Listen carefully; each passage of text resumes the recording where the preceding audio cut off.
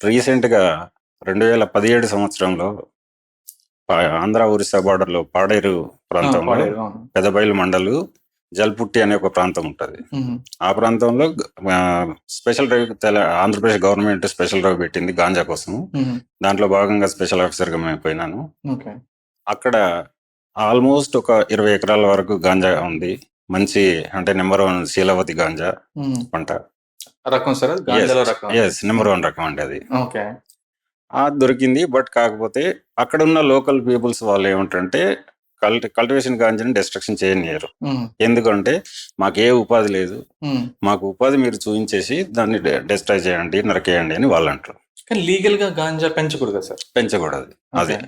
అందుకోసమే ఆ టైంలో స్పెషల్ డ్రైవ్‌లో భాగంగా మేమే ఒక 20 మంది టీమ్ తోటి పోయినాం. బట్ అన్‌ఫార్చునేట్‌లీ నేను ఒక హెడ్ కానిస్టేబుల్, ఒక ఫారెస్ట్ బీట్ ఆఫీసర్ మాత్రమే ఉన్నాం.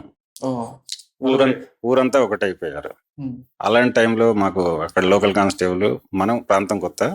లోకల్ కానిస్టేబుల్ అనేది ఒకటి. సార్ వీళ్ళు అటాక్ చేసేటట్టున్నారు. హ్మ్.